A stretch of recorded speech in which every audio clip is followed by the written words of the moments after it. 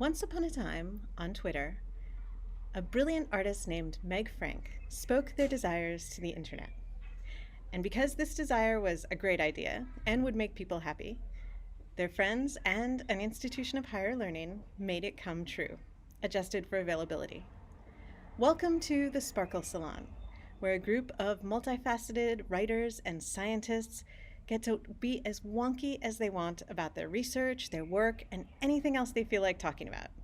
And you get to listen in. Enjoy.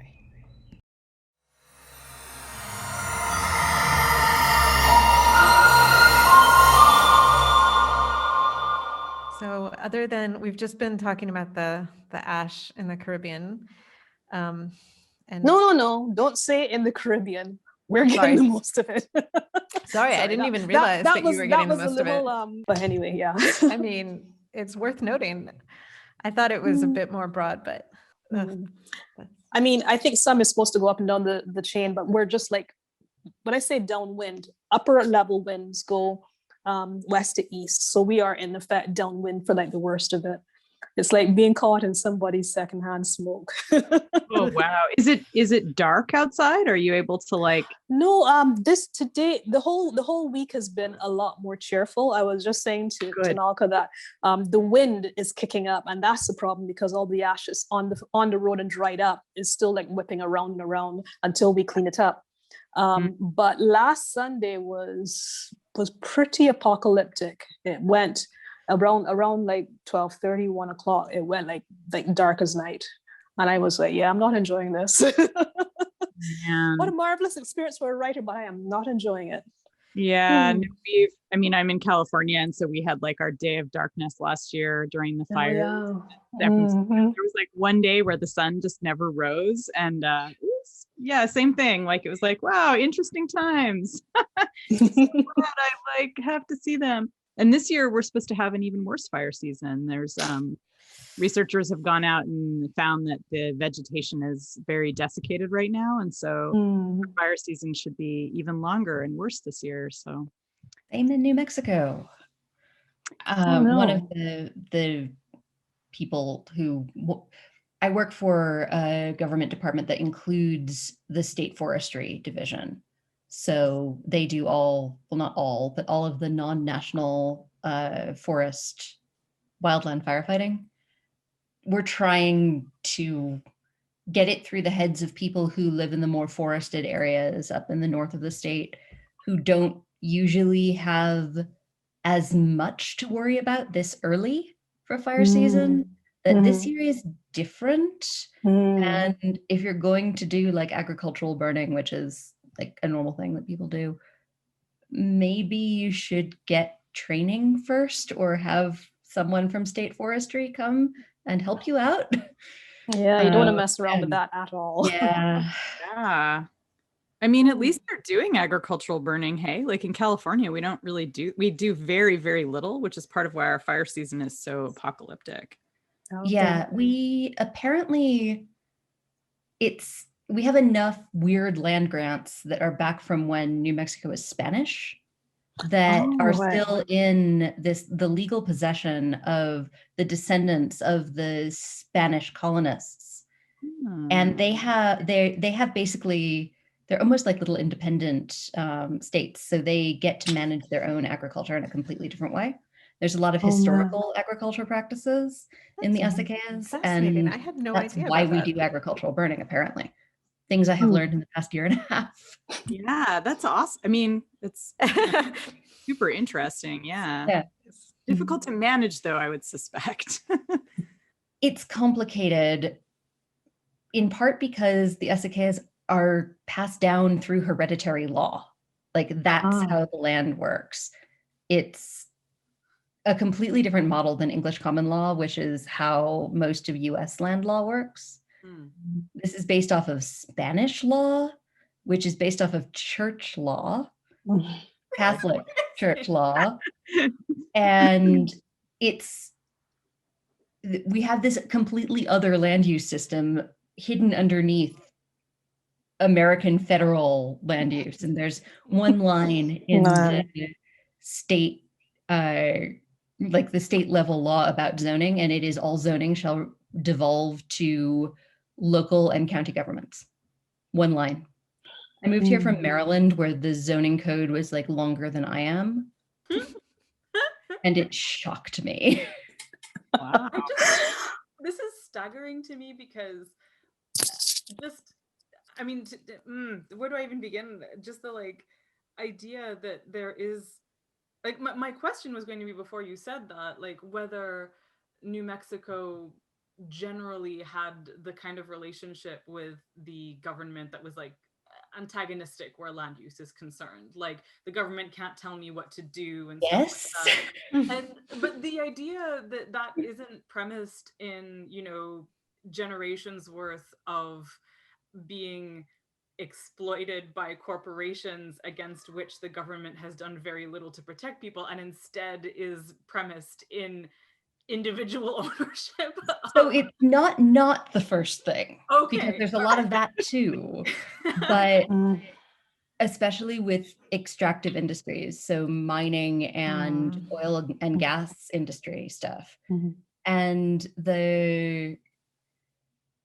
when you think about the indigenous people and how they have been exploited and how their land rights essentially didn't exist for a very long time, and the uranium mining out on the Navajo Nation is the one that horrifies me. Just how much is not cleaned up. I learned last week that we only think we know how many abandoned mines are in New Mexico.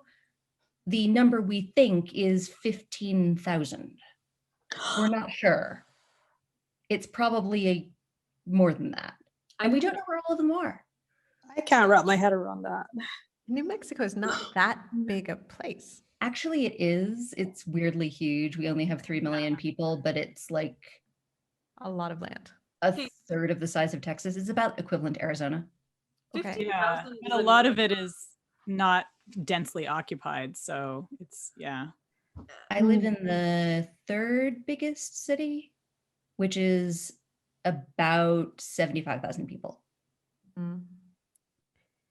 Is Albuquerque bigger than Santa Fe? I don't know. Yes, and so is Las Cruces, which is new. Like that's within the past like 5 years. Oh, sorry, like the population changes within. Yeah, Las Cruces has been around for quite some time. So, what is your job exactly? Oh God, I am the policy advisor to the Cabinet Secretary for Energy, Minerals, and Natural Resources of the state of New Mexico. Wow. How I pulled this off straight out of grad school Mark III, I'm not entirely sure. I feel like this is why no one hears from me anymore. All I do is do that. So what do you do? Almost anything.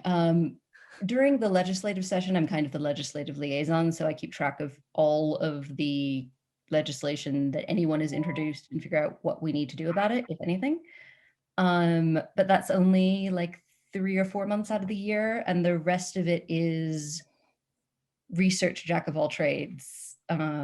This week, I'm doing reports on energy use in the fourth quarter of 2020, whether we should turn a small museum into something we don't manage, because why are we managing a small museum? We are the Natural Resources Agency. Like, how did this happen? And a comparative economic analysis of mine permitting fees. That's 3, yeah. Your expression's amazing, Malka. Arkady, it's just that, like, I mean, I already know that you have had at this point, like, I thought you had 3 careers, but actually one of the 3 careers is like several other careers all sort of splintered into a beautiful career bouquet. The problem is that the agency I work for is basically a holding company for 5 companies. We have the Oil Conservation Division, which is an oil and gas industry regulator. We have the Mining and Minerals Division, which is a mining industry regulator. We have state forestry, we have state parks, and then we have energy. And all of that. So, I mean, I think I was hired mostly because I understand the energy bit, but Does energy include like infrastructure, like power infrastructure? Power lines, transmission lines, renewable generation, clean fuels for cars. Basically, that division is really focused on renewable energy under the current administration, which is And great. so would you guys, if we get our charging stations out of the infrastructure bill, would you guys be managing that? We'd be one of 3 agencies in New Mexico that would be on the state level. Plus the Environment Department that regulates tailpipe emissions, and DOT, Department of Transportation, which will tell us about the roads. And then who handles water infrastructure? That's not you guys. State engineer. Thank God that's not us. Some of the other stuff you do. So that was why I was like, okay. Huh. I mean, it doesn't not touch us. It touches us a lot, but we're not in charge of it in any way. Okay. Did the Texas thing, the power outages during the storm, did that kind of light a fire under people there, or did they feel like they were set already, or? Sort of, kind of. I think several different fires were lit under different groups of people. A lot of our Republican legislators, because that happened in the middle of our legislative session, so people had a lot of time to speechify. A lot of our Republican legislators decided to talk about how this was a thing that meant that we should not have passed our landmark energy law 2 years ago, which has essentially shut down 2 coal plants now and replaced them with solar and battery storage. But New Mexico actually did okay during that. We had some power outages, but they didn't last that long. Like, they were sort of the normal, incredibly bad winter storm power outages where people who were in the service territory of SPP, which is the Southwest Power Pool, which Texas actually isn't in because Texas is an isolate. But SPP has a little bit of New Mexico and a lot of the center of the country. They lost power for like 6 hours, 7 hours on the day that everything was incredibly bad in Texas.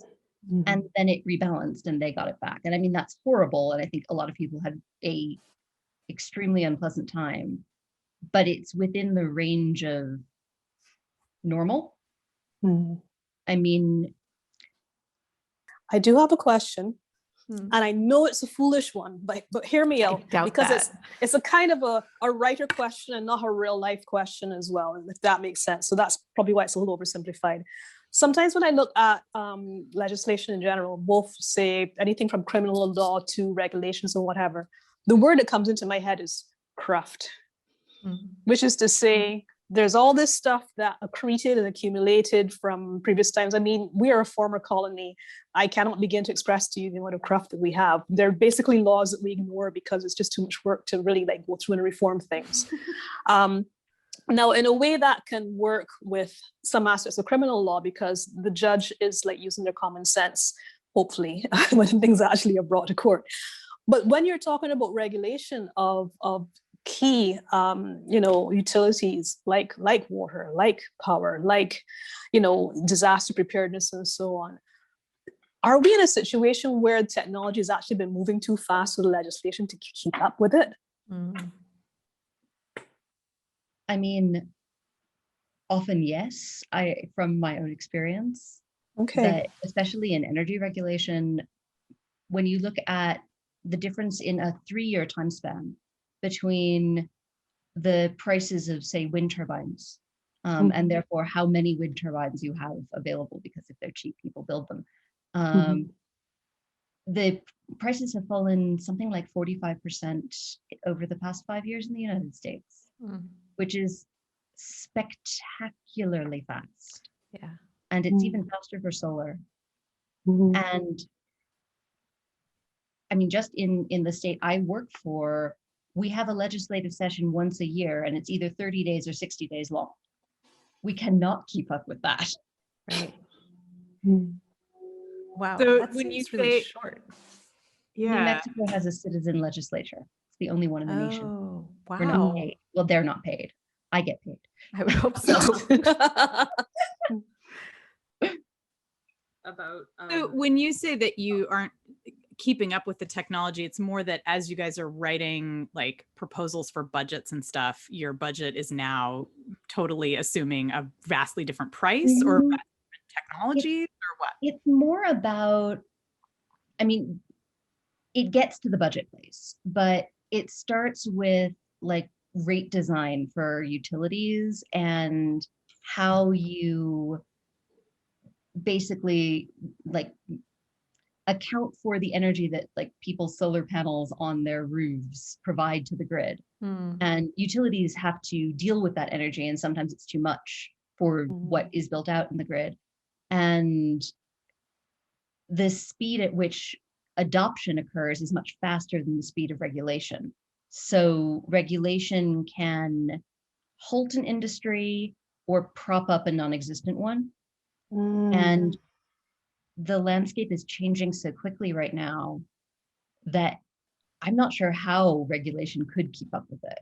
One of the things that I'm obsessively watching, and this is the kind of nerd I am, is the US Federal Energy Regulation Commission, FERC, which governs interstate transmission, because under the Biden administration, there's huge ideological changes in what that regulatory body is attempting to do, in the sense that they're now using the full measure of their environmental regulation power to look at natural gas pipelines as well as large scale transmission lines for electricity, which they really weren't doing in a more natural resources extraction focused energy economy.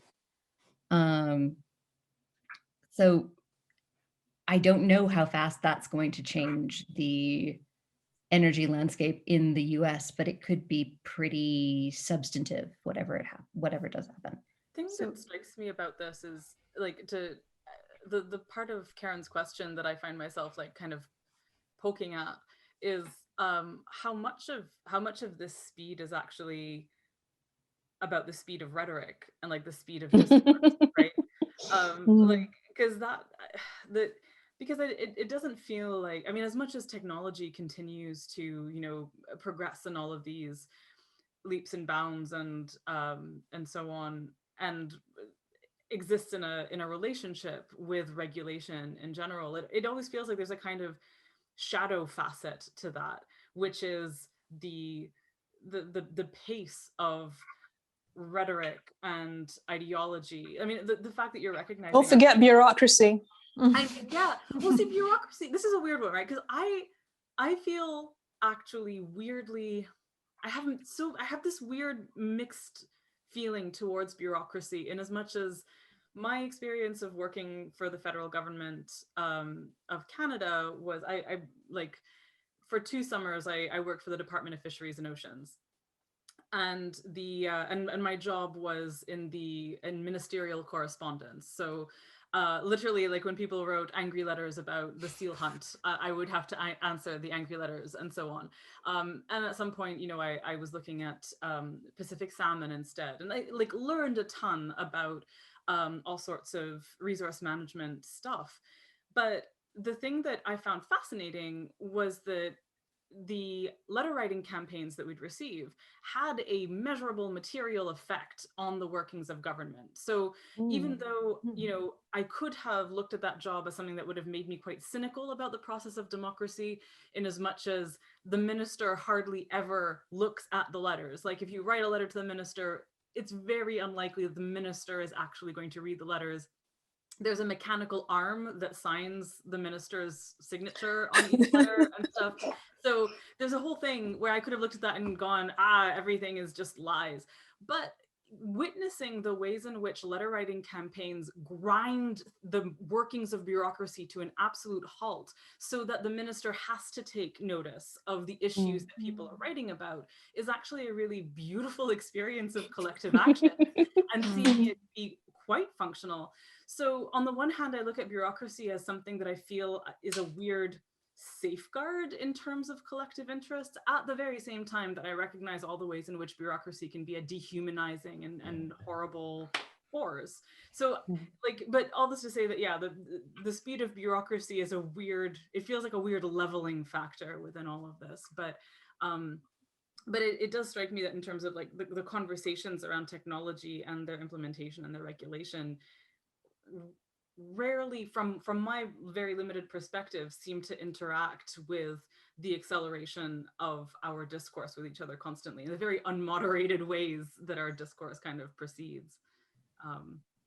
Anyway, so I'm just still chewing on that. So are you saying that our discourse is outpacing technology? Yes, 100%. Because like thinking of these really concrete ways in which Arkady is talking about climate technologies and stuff, the thing that I've always thought about the internet is that it's the internet's development feels like it's outpacing our ability to talk about the internet. Like it's outpacing our ability to actually think and theorize about the ways in which the internet is changing our communication. Like I'm reminded of Gretchen McCullough saying when she was writing Because Internet, like her book about like the linguistics of internet speech, just or internet era speech, she recognized immediately that everything changed too quickly to be able to keep up with and document. So she was trying to write this book almost from the perspective of someone 100 years in the future looking back at this moment and trying to recognize patterns and things. So trying to like, mitigate for that or correct for that speed. But I feel like almost basically every day at this point, especially because we're all on the internet constantly, even more lately. I feel like literally every day I have some version of a conversation about what the internet was like X number of years ago. And the X number of years ago keeps shrinking.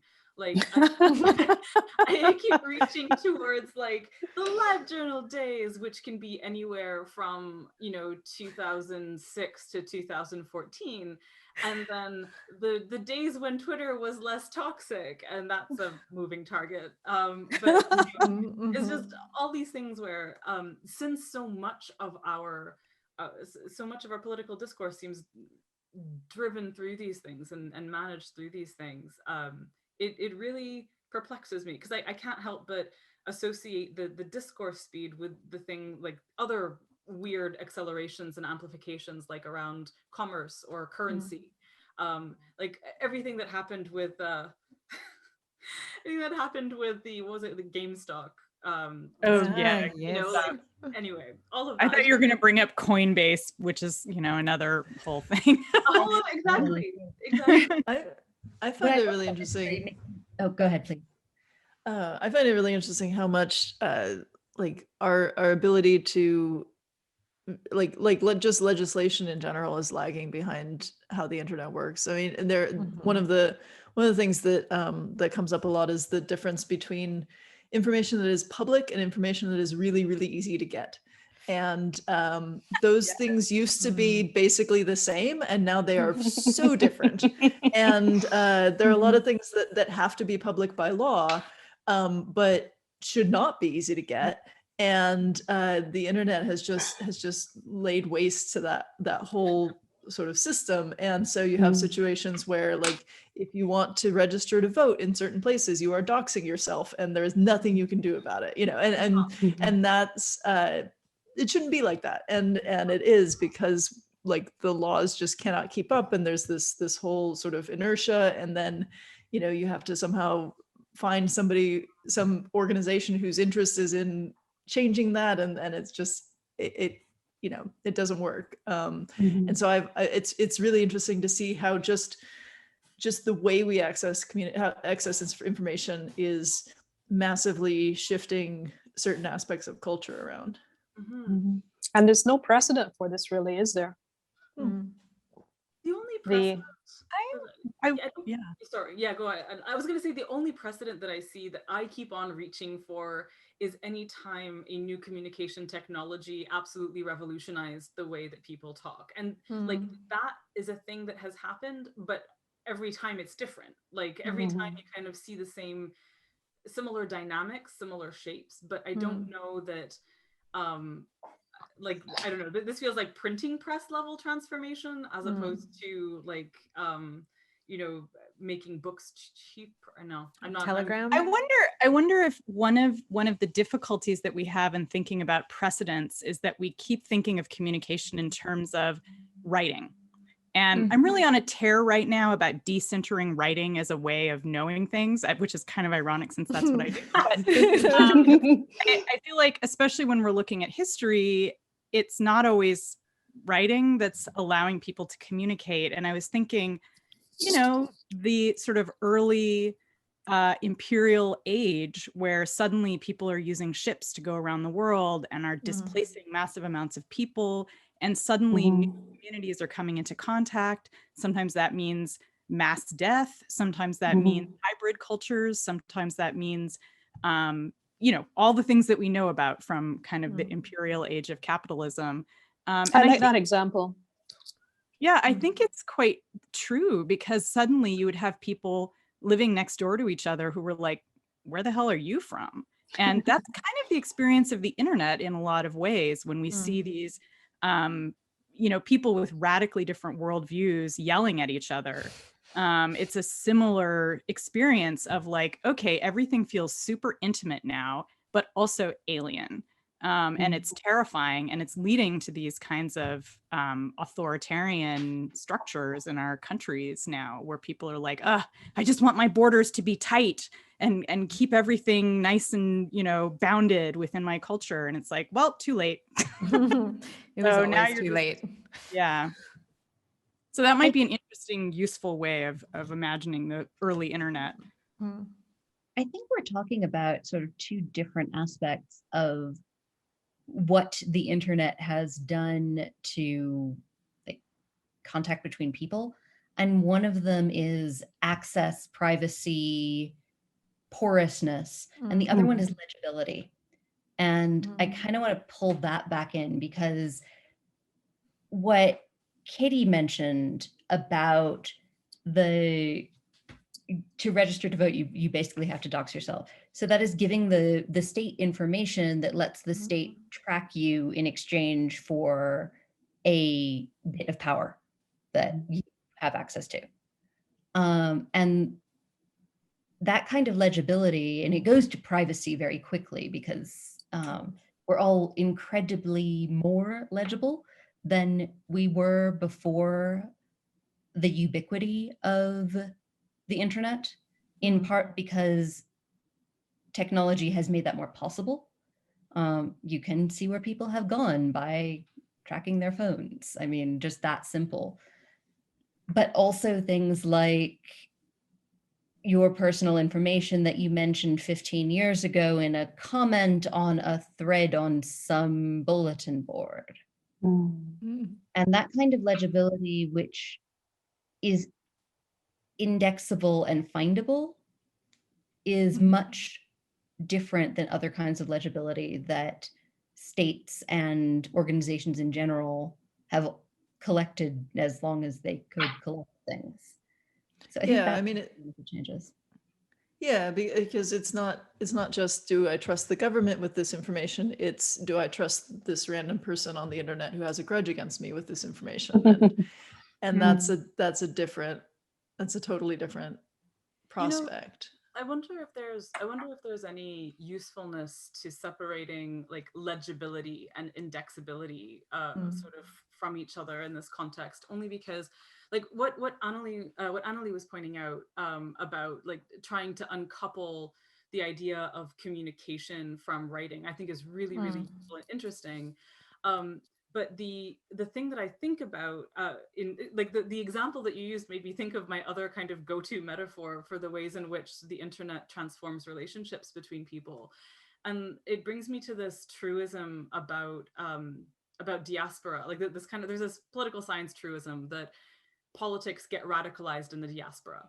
So you'll have like a far more simplified, unsophisticated idea of, for instance, how Ireland should function if you talk to people in certain pubs in Boston versus if you talk to, an averaging out of people who live in Ireland, right? There's a sense that people who are actually experiencing the ideology are better positioned to have a range of ideas about something, right? You get the same thing with Israel-Palestine politics in North America versus in Israel. Like if you read Israeli newspapers versus the New York Times, like it's a vastly different granularity, right, of experiences. So there is this truism about like the diaspora is where politics become radicalized in the sense of they get kind of blunted. They get kind of, organized around things that are just, I'm going to keep coming back to sophisticated. I'm really trying to like shear away negative valence from the things that I'm saying in order to just kind of observe the thing. But what I find is that the internet is engaged often where communication between people is concerned in a similar dynamic of putting us all in a state of diaspora from ourselves, like from the idea of ourselves as whole individuals who contain multitudes, who are full of complexity, who hold contradictory opinions that exist in a complex relationship with our actions, for instance.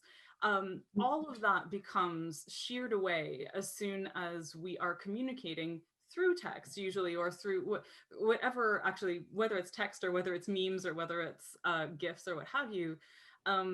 There is this way in which everything starts to adopt this weird synecticality, right? Everything stands in for everything else next to you. So people talk about this in a lot of different little aspects, like talking about context collapse, or talking about amplification on Twitter as provoking that, like taking things out of the context of small intimate friend groups that they were intended and suddenly making something monstrous out of them by shearing away that context, which I think is about legibility. So to bring this all back to like legibility and indexability, I feel like the internet makes us less and less legible to each other while making us more and more indexed to elements of ourselves that can be disinterpreted, that can be, maliciously, maybe not even maliciously, but antagonistically suddenly placed in relationship with each other. And that feels relevant to diaspora, because I think that when I think of like the experiences of like the kinds of frictions that new immigrants experience in different neighborhoods and stuff like that, there is a generational aspect sometimes to the ways in which those change and transform. But ultimately, I don't know. I don't want to. This is something on a point on which I don't want to generalize, but it just feels like those are frictions that through exposure and through that kind of reconcile themselves because of the necessity of still existing next to each other. But the internet doesn't do that. The internet instead, when it encounters conflict, I think creates silos or creates like separation and exacerbation instead of reconciliation. But the internet is so much, right? I mean, if we're going to say we contain multitudes, the internet contains multitudes. Yes, and true. What happens on Twitter is very different from what happens in a Slack, or what happens in a big Slack is very different from what happens in a small Slack or a Discord, or et cetera, et cetera. And I think there's something also to the changing of the private public line, right? And how that varies, and especially how different people will perceive it differently. So that one person will think they're in a private space or semi-private space somewhere on this spectrum of privacy in public, and someone else will read it differently. But I think I have a persona on Twitter, and that is one of my multitudes. It's probably a couple of my, I have several personas on Twitter probably. But and that's, to me, there's a certain amount of clarity of like, okay, these are the things I will say on Twitter, and these are the things I will say in this Slack, and these are the things I will say in a different Slack, and these are the things I will say in like a conversation like this that's going to be made public, but in a very different way. So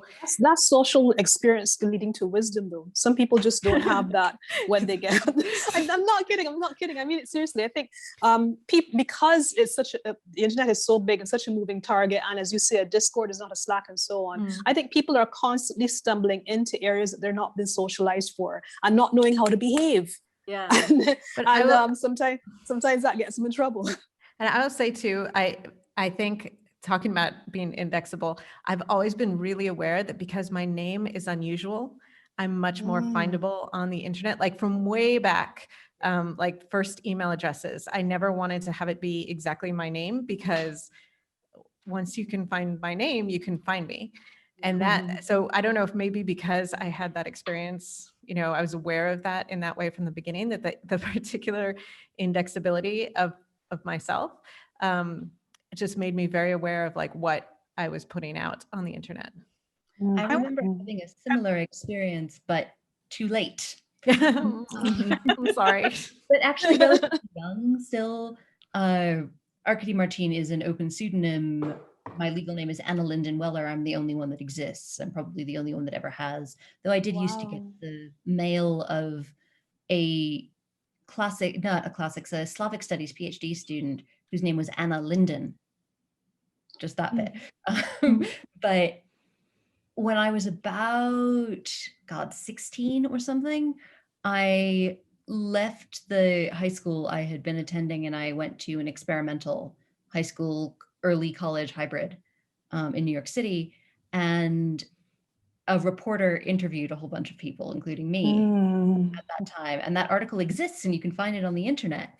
And when you're 16, you do not think about this. Yep. I mean, when you were 16, I mean, the internet was barely a thing, probably. I am not that much younger than you. I'm thinking of that. I mean, I was 16 in 2000. So like that was I was 16 in 2001. So children. But it goes back further than that. I mean, there are people on Facebook scanning their school photographs from the 1970s and flinging them up and saying, "Oh, and this is," and they're tagging you, and you're kind of like, "Can you not?" Yeah. I mean, one of the things that I find I don't know, really weird about watching the like, you know, kids today grew up with the internet is you know, I had times in my life when I was much younger where I would go to a different school, or I would go to, you know, do an exchange program or something like that, and I could be nobody. Like I could be totally anonymous. Reinvent yourself. Yeah, I could be whoever I wanted, and that's just not. I don't know how people do that today, because I mean, we're constantly invited or sometimes required to kind of put ourselves in categories, and those are you know, sort of, okay, you're this and this and this, and here's your labels, and these are the things that you are.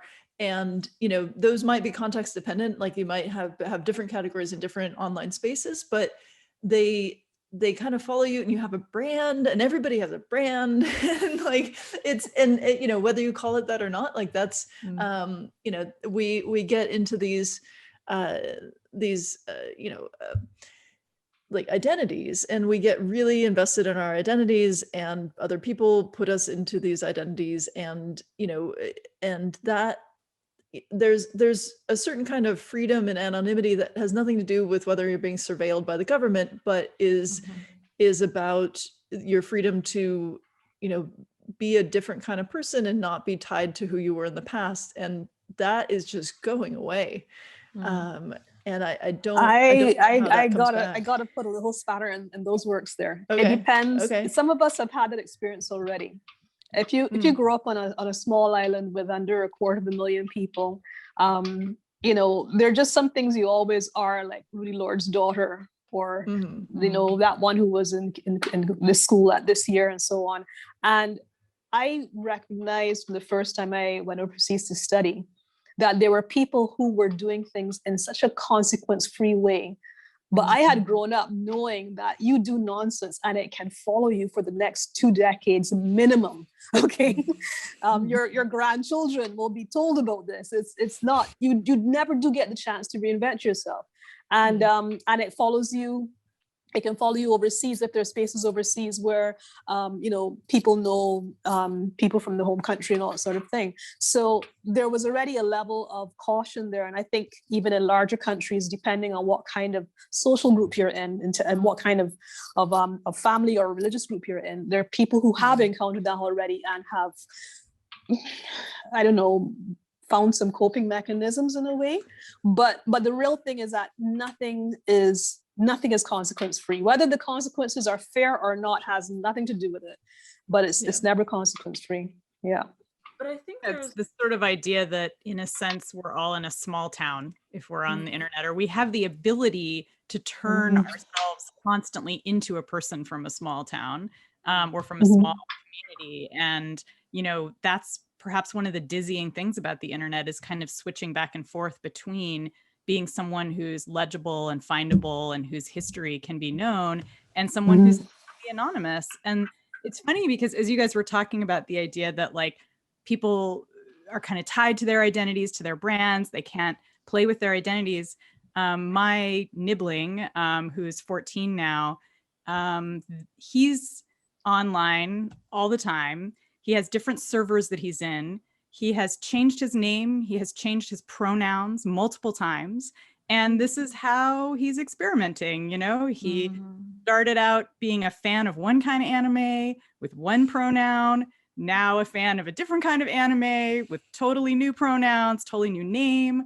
And so I think that there's like an unbundling or something that's happening at the level of identity where like, you know, Generation Z is growing up with this idea that like, actually my identity in real life is a lot more fungible.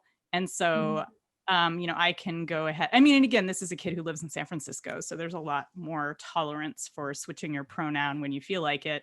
But I do think there's ways in which people can outrun their indexability by doing things like that, especially if they're young. I think once you're older, having a brand is of course tied to your professional identity, and that's a really different proposition. Some professional identities, not all. But it is, I mean, the internet it's that place where everything is forever, but also nobody knows you're a dog using the computer, right? Like there's also this potential for anonymity. Yeah. And weird kinds of anonymity too, you know, like where it's like, okay, so you're anonymous in this one space, but not in this, you know, or you have like pseudonyms or something like that. I mean, as someone who has two names very publicly on the internet at the same time, both of which I consider to be real, though one is legal and one is one I invented. I think one of the pieces of this kind of fluidity or changeability is actually multiplicity.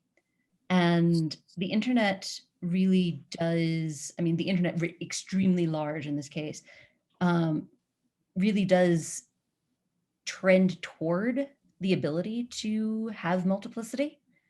And it also goes toward that kind of atomization that you were talking about, Amal, the diaspora of the self from the self. But there's a productivity and a flourishing in multiplicity, in like expansive layered identities, only some of which are visible and some of which are screens or shields or deliberately donned veils because you like how they look. And I think a lot about this because at various points in my career, I've been someone who tried to keep my two careers, or three at times, separate but linked.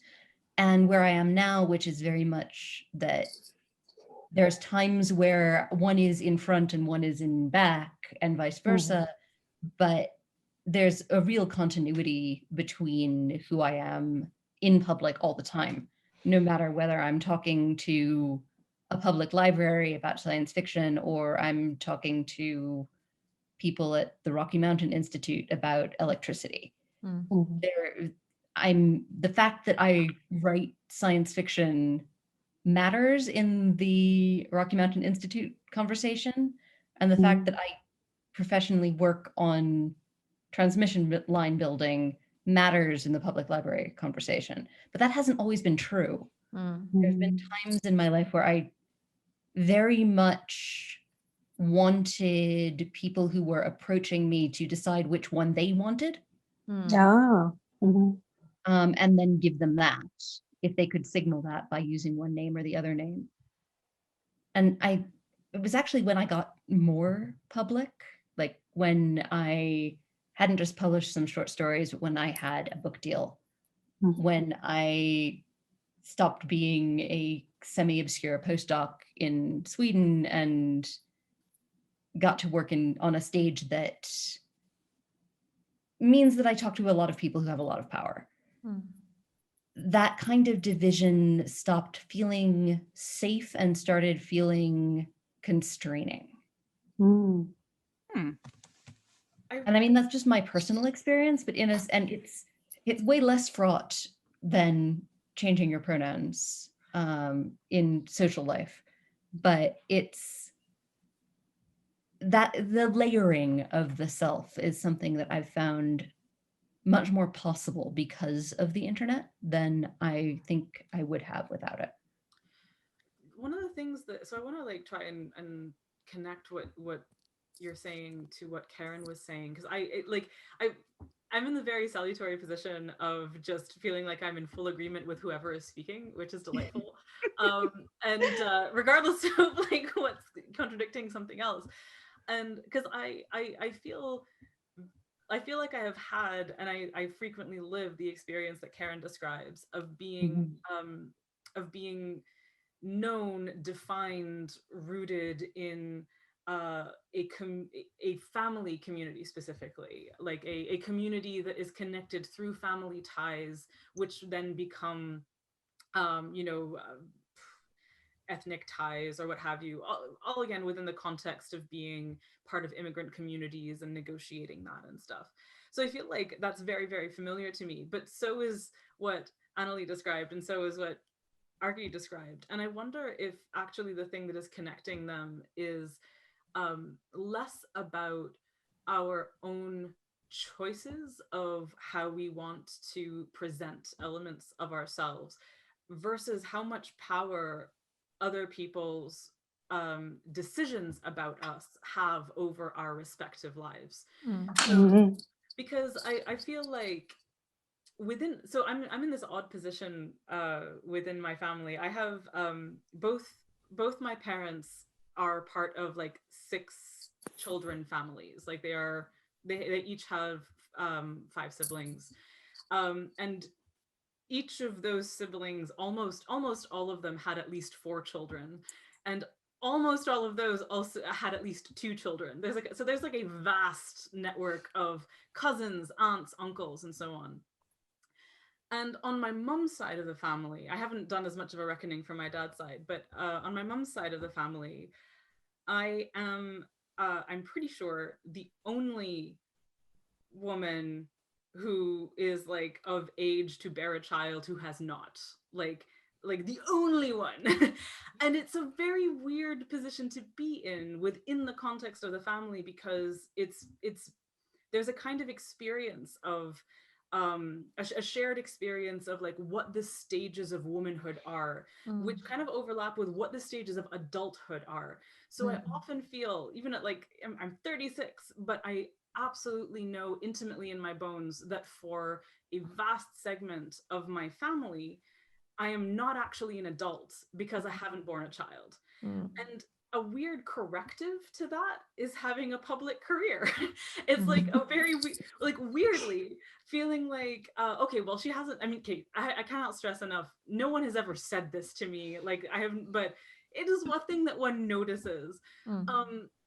It's like, okay, well, no, I don't have a child, but I do have a book. Or, I don't have a child, but like I do, have this career of the mind or what have you. And it's weird how that thing like comes to exist in negotiation in terms of like making me feel like I am building an identity and an independence of a kind outside of these other networks. So like but I know that also within certain circles, wherever I go, I'm always my father's daughter first, or I'm always like a certain kind of, I don't know, that all of those things exist together.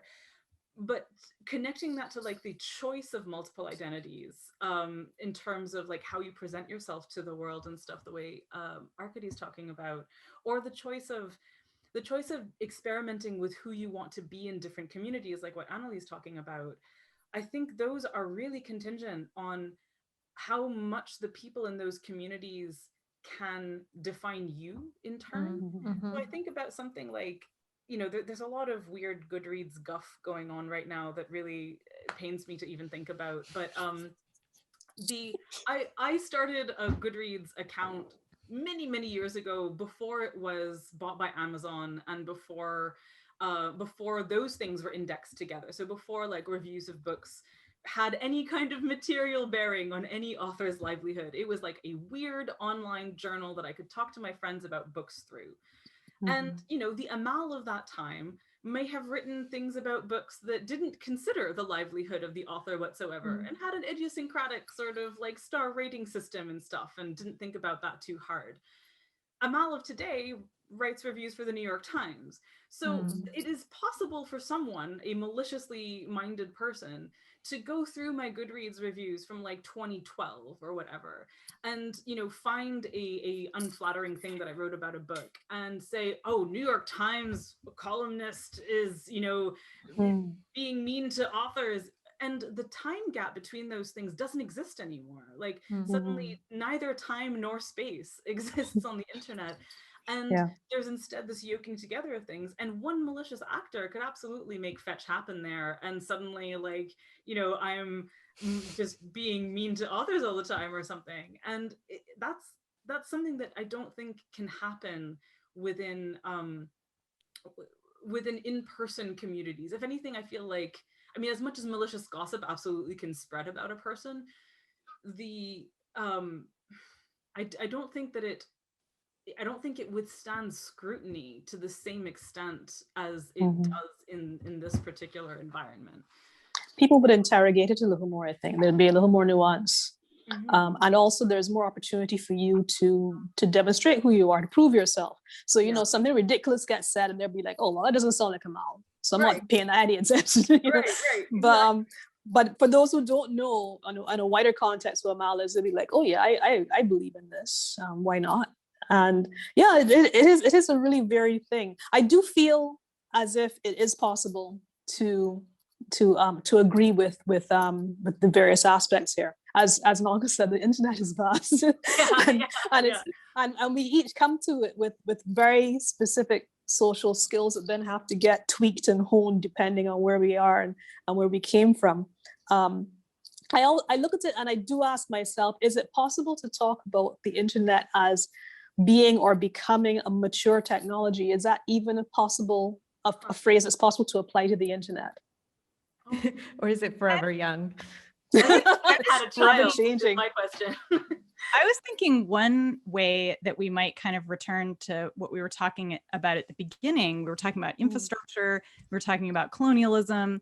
And in all of these conversations about the internet, ours too, we were just indulging in this. It seems like we constantly forget that the internet is infrastructure and that it's actually physical shit that's out there. And I remember like when I got my first reporting job, and the editor of the paper was very old, and he was like, you write about the internet, you know, that thing up there. And I'm like, it's not up there, dude. It's like in a fucking box in a corporation, like, and they've bought a bunch of server space out in Iowa. And if there's a giant storm, that internet goes away. Or if it's an authoritarian government, your internet goes away, or parts of your internet go away. It's not, you know, it's not this perfect space where everyone can access things all the time. And it's, oh gosh, tell me about it. Oof. Sorry. Right? I had a reason to be like, oh my goodness, is my Wi-Fi gonna go away when the volcano was erupting, you know, and we had ashfall and all sorts of things were happening. It was like, is this going to impact our electrical grid? Is this going to impact our technology? Because, sorry, I did not mean to interrupt you, but that hit me so hard because this is how I work. This is how I work. If the internet goes away, if all the communications and connectivity goes away, I'm going to have to go out and get another job because I'm not going to be able to talk to you lovely people. And I'm not going to be able to send things out and receive email. It all goes away. It's very frightening. So I completely agree. It's like a utility in many ways. But do we regulate it like a utility? Do we treat it like a basic utility? We don't, not yet. No, we don't. And I think that's a huge problem, especially in this particular time when, at least in the US, so much of the ability to access not just information, but one's job if one doesn't have an in-person, people-facing job, or education has become completely mediated by, do you have internet access? Yep. And I live in a state where we have terrible broadband access outside of the major metropolitan areas. Like, I have good broadband, but that's because I live in the capital. You go 30 miles north of here and you do not have good broadband. There's great places to live 30 miles north of here, but the infrastructure for this particular thing isn't there. And it made me laugh, Annalee, when you said that your editor had said, well, it's that thing up there. Because I'm like, no, it's that thing down there. It's the power lines under the ground. And the reason you don't have it is that someone is mad about rights of way. And I mean, I'm the person who's always yelling information is a public good, and meaning it both in terms of like the physical hardware and the soft part, right? But at the same time, you know, we look at how public utilities are treated in the US, but also other places. And that also kind of raises the question of, you know, is public utility, I mean, we want it to be treated like an idealized public utility, right? Like one that works. Yes. Yes. I like how that's the ideal for a public utility. It's like, all we need is for it to just work. You know, it's like To work and not cost too much. Yeah, which is part of working, I think. Yeah.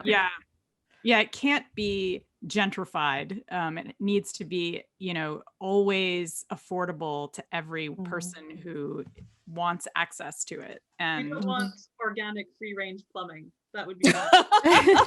Like, I'm sorry. I'm just imagining now that a sort of garden full of very, very small pipes. Yeah.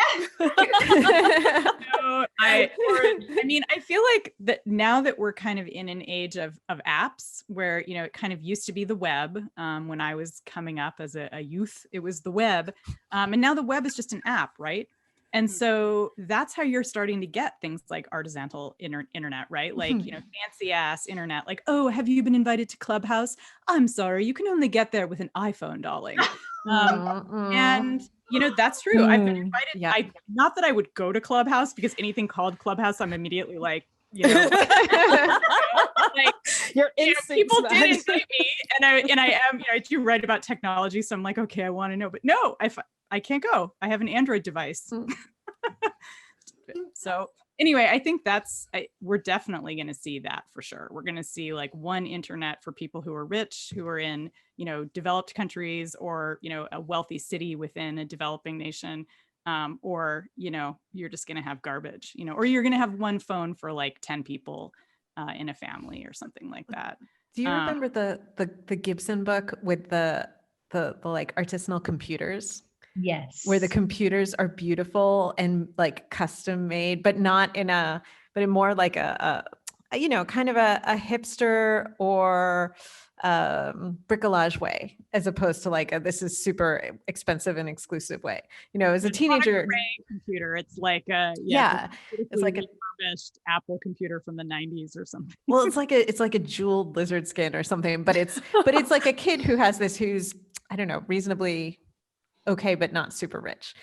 And I mean, maybe that's the other alternative between like the clubhouses and then the really shitty internet is I don't know, are there in between bespoke kind of things? The bespoke, the niche communities, but I don't, like the infrastructure part of that, I don't know how we figure that out. That's the real I wonder if that's where we start to talk about the technology maturing, though. I wonder if when we think about, you know, like, how does this technology finally become something that we consider to be, you know, like mature, as we said, that's really an infrastructure question and not just a social question. It's like, okay, well, once everyone who wants access has access, now the technology is mature, basically. Is it also like, maybe does the technology mature when the finance part matures and it's no longer a bunch of people getting really excited about the next big thing that's going to happen, and it's more like, oh yeah, we need to upgrade our electricity infrastructure for this city. Okay.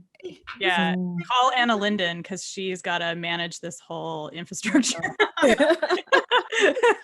You're gonna go to like a government meeting where they're like, okay, how do we maintain our internet infrastructure? Well, honestly, those are happening currently.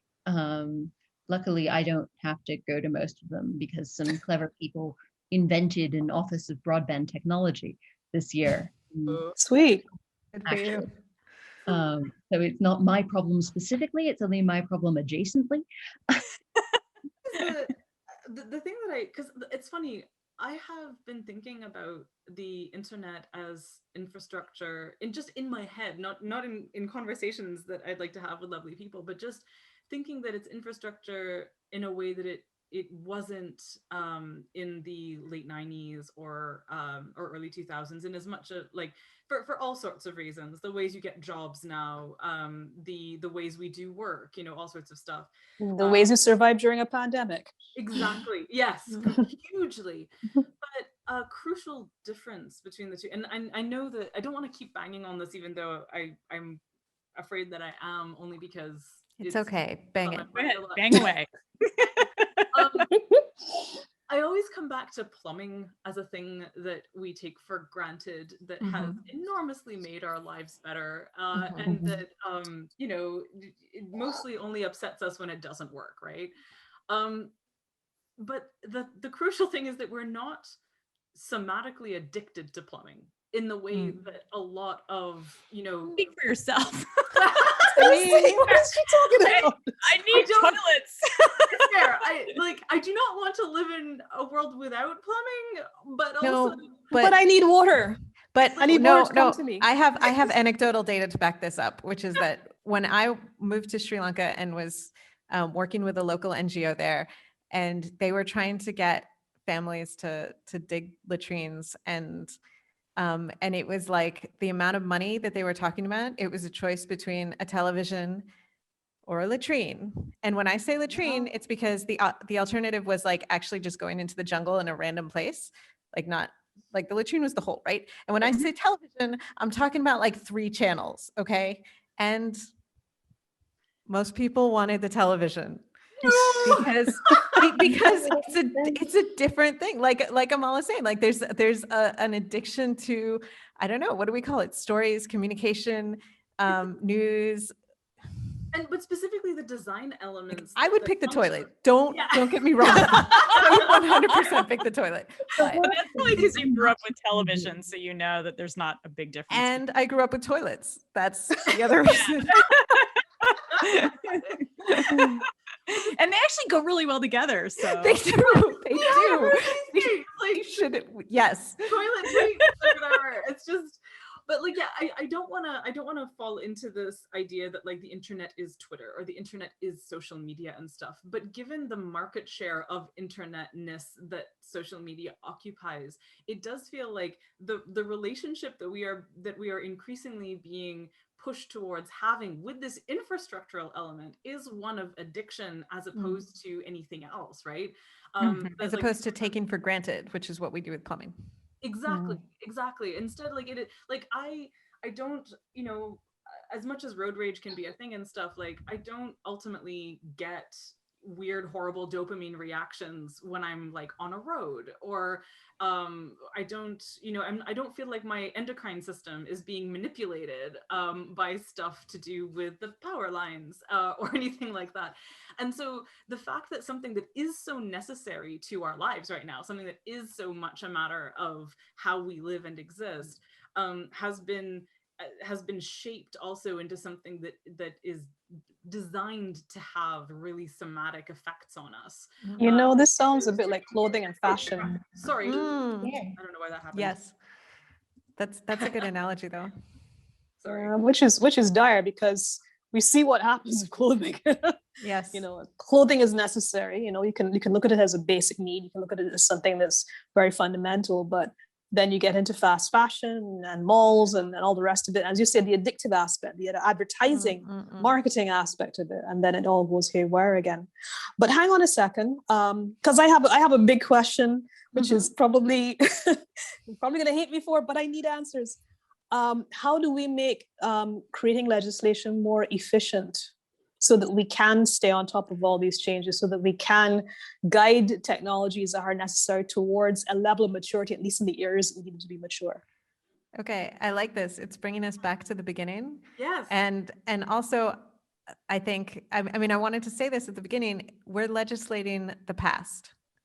And meanwhile, we're all, okay, maybe technically we're living in the present, but we're all living in the future because we're all thinking about the next big thing and practically existing in the next big thing.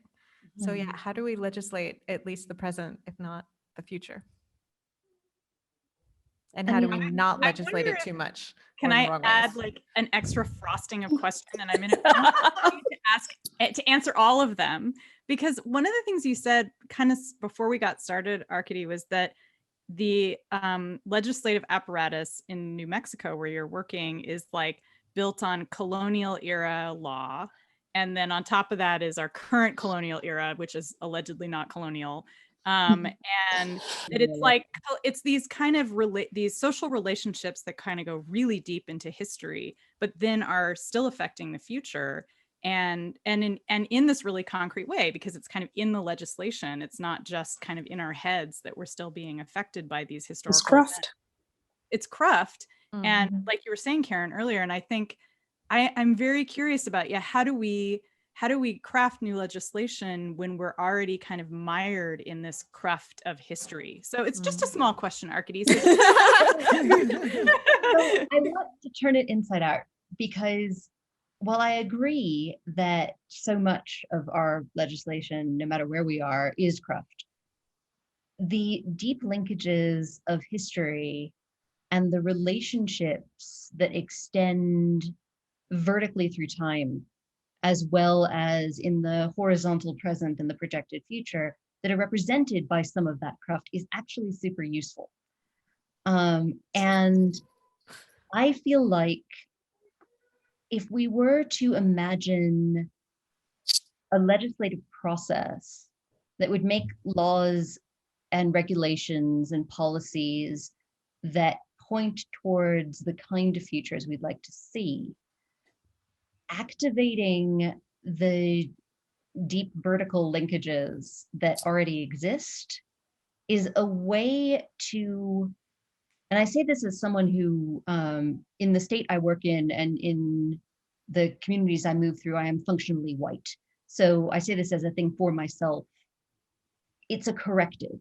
It's a checksum. If I'm not paying attention to what's there, to these deep historical chains of relationships and the echoes of them in current law, and I just try to do the thought experiment of, all right, so in an ideal society, what will we have? I'm going to fuck that up beyond belief. Especially in, well, anywhere really, but especially in a place where you have a layered colonial culture. And I mean, there's the American colonial culture, there's the Spanish under that, there's several different indigenous colonial events that happened before that. So it goes as deep as you want to go and as far as you can find the echoes. And those echoes are almost always in our current modality of looking at law and regulation, treated either as a reminder of how bad things are or as something to be excised, because they do slow things down and they are mutually contradictory. So while I'm dreaming here, what if the echoes were somehow activatable, as if there is a long history of extractive land use that has severely damaged a particular community, and you need new land use laws for whatever reason, may have absolutely nothing to do with that community, they're just part of the land that needs new land use law. The damaged place, the long echo of that damage that may exist in existing law, that somehow needs to become a responsive location in the law that looks toward the future. And I don't know how to do this in the sense that I could systematize it off the top of my head. Mm. I've done a little of it on one thing in one very small place, which was about looking at how do we encourage the development of transmission lines, big electric transmission lines, the kind that ruin your views if you're a person who really cares about that, and damage migratory bird paths if you're a person who really cares about that, and traverse the land that has been the subject of uranium mining, of methane producing oil wells. And yet the benefits of having these transmission lines are real and genuine and might be good for the community and the land and the people. You have to start in a certain sense with the damage. And the damage has to inform what the rule is. But it can't inform it as a negative. Like, that's the other half of the trick. It's not a, we must never do this again. It's the shape of what has happened and the way that changes the experience of someone from Taos Pueblo who has grown up on Taos Pueblo, changes their experience of seeing large-scale energy infrastructure. How does that become something that could be a remaking, a different way of interpreting that somatic experience in some way? And I did one amazing project that sort of approached this in a very small group of people, so it's not like a thing that is yet ready for prime time in any way and needs a whole lot more people to be part of it. It was through a electricity laboratory accelerator program last summer. And when I talk about it like this, it sounds so like weirdly spiritual. And I don't have a problem with that. A lot of people do. But I think that this kind of emotional valence and historical reckoning that can point farther than we have to get rid of all of the bureaucracy that's slowing us down, or terrible things happened and must never happen again. It can mean that people think of things they would never have thought of before. So I want to jump on the spiritual thing just to say that I understand people having negative reactions to introducing a spiritual dimension to these things, but my interest in that is always that I think that since, how do I condense this? Human lives are very finite and short, and legislating for things often means needing to think beyond human lifespan and needing to reach before a single human lifespan. And for a long time, our technology for doing that was spiritual, like was in terms of like, how do you think in terms of generations and in a way that carries knowledge forward from the past, except through communities organized around a way of thinking about life as extending beyond individual life, right? And I think that bringing